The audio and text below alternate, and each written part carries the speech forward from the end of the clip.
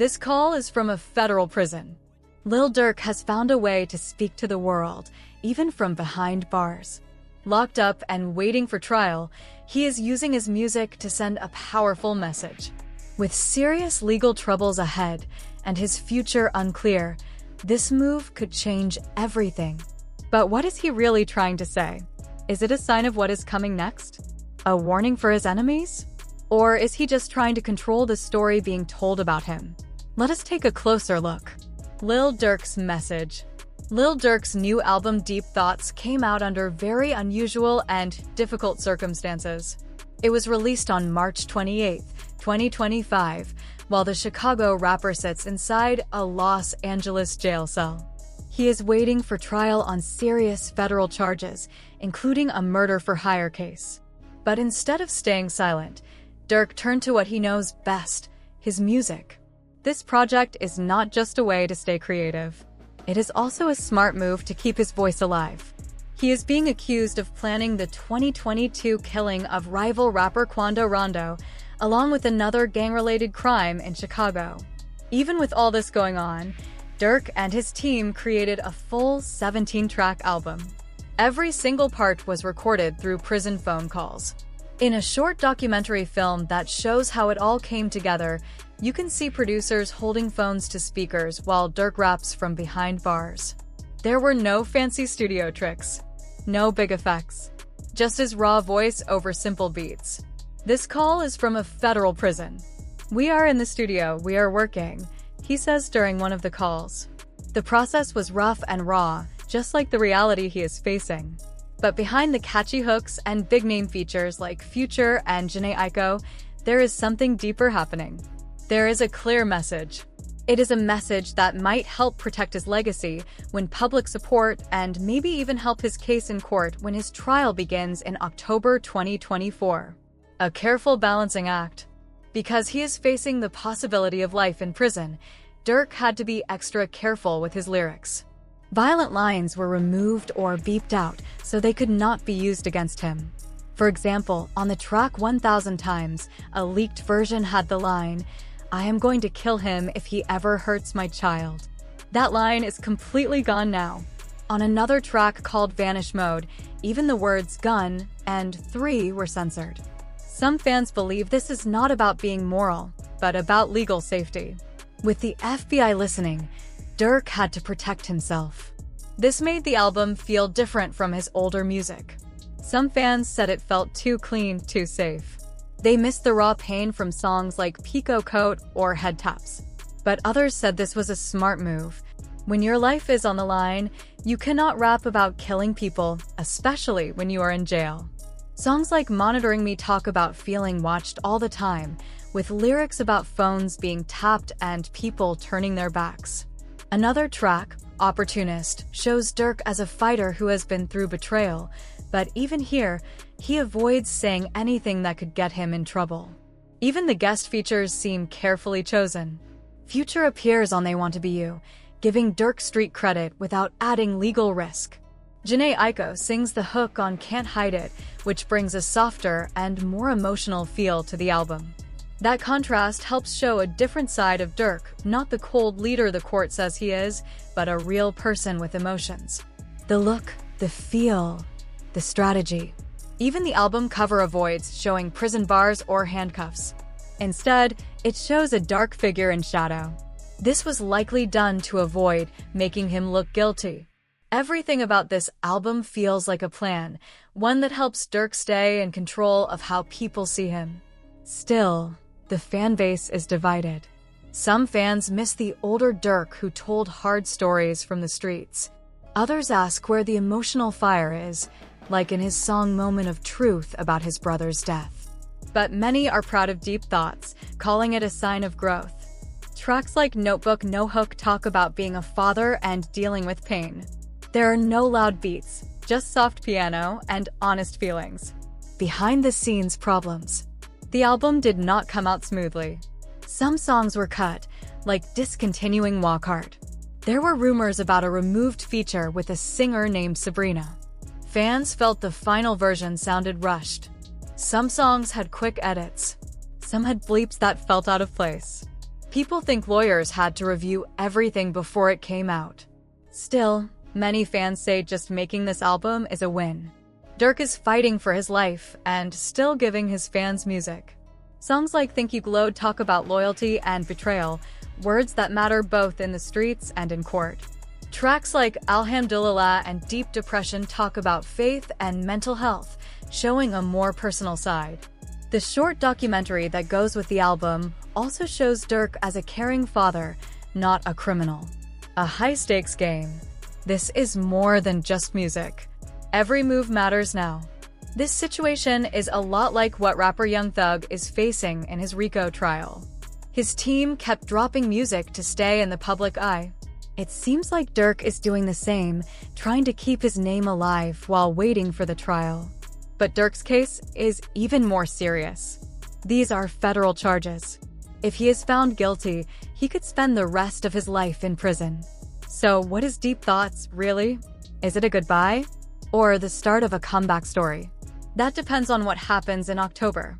If he is found guilty, the album could feel like a sad final message. But if he is found not guilty, this could become the story of how he never gave up. For now, Lil Durk is standing between two worlds, the streets that made him and the courtroom that could end everything. And while Deep Thoughts is making noise, there is still one big question left. How did a murder-for-hire plot land him in jail in the first place? In October 2024, Grammy-winning rapper Lil Durk was arrested in Broward County, Florida. He is now facing serious federal charges. Authorities say he planned a shooting in 2022 in Los Angeles. The target was rapper Quando Rondo, someone connected to the 2020 death of Durk's close friend, King Von. But instead of Quando, the gunman ended up killing his cousin, Savia Lil Pab Robinson, who was in the same car. Prosecutors claim that Durk paid for the hit using money from his music group. They believe he offered money and music deals to people willing to carry out the attack. The whole case is tied to years of problems between Durk's crew and Quando's people. Back in 2020, King Von was killed in a shootout with Quando's group in Atlanta, although charges were later dropped against Quando's friend. Now, federal agents believe that Durk wanted revenge. That is what they say led to the 2022 shooting. The case against Durk is built on three main parts. First is the money trail. Investigators followed credit card records. They found links between Durk's group and the travel, hotel bookings, and car rentals used by the shooters. These records show the shooters flew from Chicago to Los Angeles just before the shooting. The payments all trace back to Durk's accounts. The second part is digital evidence. The government says they have over 230 gigabytes of phone calls, texts, and social media messages. They believe some of these include secret messages about the shooting. Phrases like "smoke that boy" or "handle business" are being taken as signs of a murder plan. A 2023 FBI report from a different case in Chicago claims that Durk also tried to get revenge for his brother's death in 2021. It says he offered money to target members of a group called the Gangster Disciples. That report was used to keep Durk in jail without bail, calling him a danger to others. The third part of the case is witness statements. The court papers mention that one of the shooters agreed to testify to avoid a life sentence. This person says Durk helped plan the attack. However, the court has not yet tested how trustworthy this person is. Durk is facing a very hard fight. In federal court, nearly all cases end with a guilty plea or conviction. Conspiracy charges mean that even if he did not pull the trigger, he can still be held just as responsible. There is also a gun charge that could bring a long mandatory sentence. Prosecutors say he might try to flee the country. They showed proof that Durk had booked flights to Dubai, Italy, and Switzerland, but never took them, right after some of his friends were arrested. His trial was supposed to begin in January 2025, but both sides asked for more time. The new date is October 2025. His lawyers will likely argue that Durk had nothing to do with the credit cards used and that the messages were just lyrics or creative language, not a real plan to hurt someone. In court documents, There is also a second case from Chicago in 2022. Prosecutors say Durk wanted revenge for his brother and planned another hit. He has not been charged in that case, but prosecutors are using it to show that he has a pattern of violence. The report includes texts about paying someone to kill a man named Stefan Mack, who was known to be a leader in the Gangster Disciples. This second case makes things harder for Durk's lawyers. Jurors might believe he has done this before and could do it again. All of this has restarted debates about rap lyrics being used as evidence in court. Prosecutors want to use his lyrics to show he is guilty. Some experts, like Eric Nielsen, say this is wrong and unfair. They believe lyrics are a form of art, not confessions. But lines like "I will pay $1 million just to see him dead" might be read differently in a courtroom. Politically, Durk's arrest had big effects. He gave $150,000 to the campaign of Chicago Mayor Brandon Johnson, but critics now want that money returned. In nearby suburbs like Broadview, city leaders quickly took back honors they had given to Durk just a few weeks before his arrest. His public image has taken a big hit.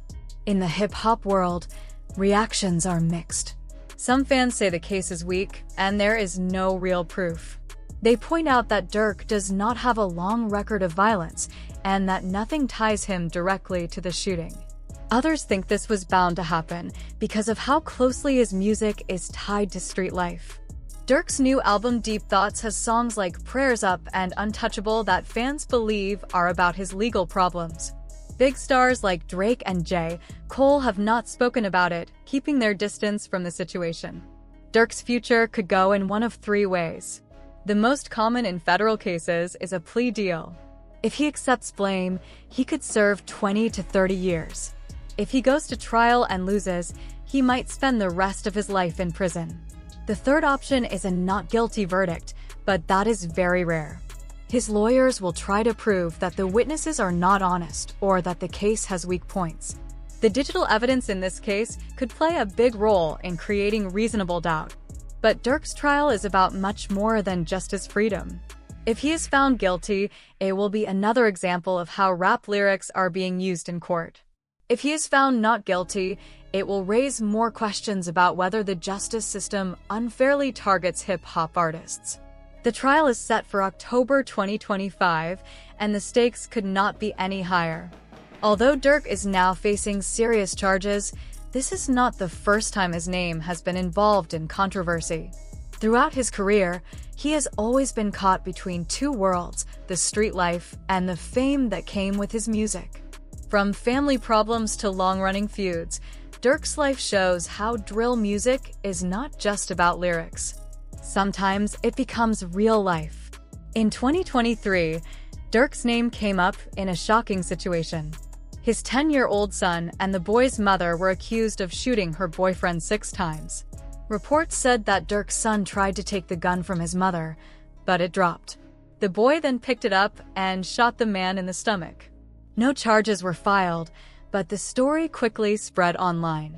Social media was full of comments, jokes, and even fake lyrics about the event. Some people joked that Durk would rap about it with made-up lines like, "Growing up in the trenches was tough, but it was not that bad. Had to sit down with my son, he shot his stepdad." Others gave the boy the nickname Baby Threat, referring to how young kids in Chicago's drill culture often get pulled into violence early. Some people saw this as a sad example of how children grow up around conflict and learn to see it as normal. Others said it was a private family issue. Either way, the event showed once again how Durk's music, which talks about revenge and loyalty, often reflects his real life. Durk has also had a rocky relationship with fellow Chicago rapper Chief Keef. Their issues started back in 2013 when Durk got arrested on gun charges. Keef did not pay his $10,000 bail, which made Durk upset. He fired back on Twitter, saying things like "GB" and claiming that Keef would be dead if it were not for their shared ties to the 300 gang. Even though they made peace for a short time, things heated up again in 2015 when Durk dissed Keef on a remix track. He rapped, "They say me and Sosa be fin, but we both eatin'." Only one keepin', which fans believed was a shot at Keef's fading fame. Keef later supported a diss track against Durk by Tyga and The Game, which made things worse. Their feud showed a bigger issue. Durk wanted mainstream success, while Keef stayed loyal to the raw, unfiltered style of Chicago's drill scene. People noticed how Durk avoided working with Keef, unlike others like Lil Reese. Many believe Durk's move towards the music industry made them drift apart. Critics say he made money by telling street stories, but ran away from the real consequences. If he takes a plea deal, some people will call him a snitch or say he is weak. That could push away the loyal fans who believed he was real from the start. On the other hand, if Lil Durk decides to fight the charges and loses, some people on the streets might see him as a hero. They could say he stood strong and did not back down, which might make his street image even stronger. In cases like this, the government usually tries to get people from the lower levels to talk.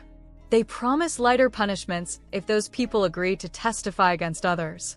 In Durk's case, the people who were with him, like the shooters and members of his Group F, might start talking to save themselves.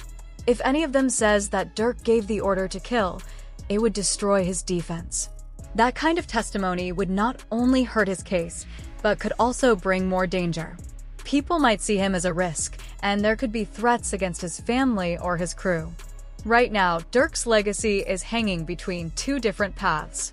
He could be remembered as a rap legend or as a warning to others. If he is found guilty, people might say he was just another rapper caught in the violence he used to rap about, like King Von or FBG Duck. But if he somehow walks free, he could be seen as someone who beat the system, someone strong enough to survive when the odds were against him.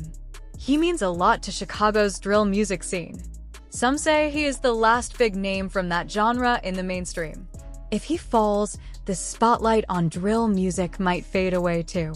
Still, there are younger artists like Lil Zay Osama or Sidat Honcho who are rising and might take his place. At the same time, if Durk's case keeps dragging on, it could make his name even bigger. People might talk about him like a legend, and his story might become part of hip-hop history. Even though the death penalty is possible in murder-for-hire cases where someone dies, it is very rare. Since 1988, the federal government has only carried out 16 executions. Durk has no past violent crimes, and much of the case depends on circumstantial evidence, so it is very unlikely he would face that punishment. But just the fact that it is even a small possibility shows how serious this trial really is. As October 2024 gets closer, Durk is standing at a very important moment. His legal troubles, his career, and his personal life are all meeting at once. If he takes a plea deal, he might save himself but lose his reputation. If he goes to trial, he is risking everything, but he might keep his name strong. And if the case turns into something even bigger, like a RICO case, it could pull in his whole team and ruin many lives. Durk's music once spoke for the streets of Chicago. Now, it might end up being a goodbye letter to the life he lived. Right now, nobody knows what will happen. All we can do is wait and see how everything unfolds. Thank you for watching.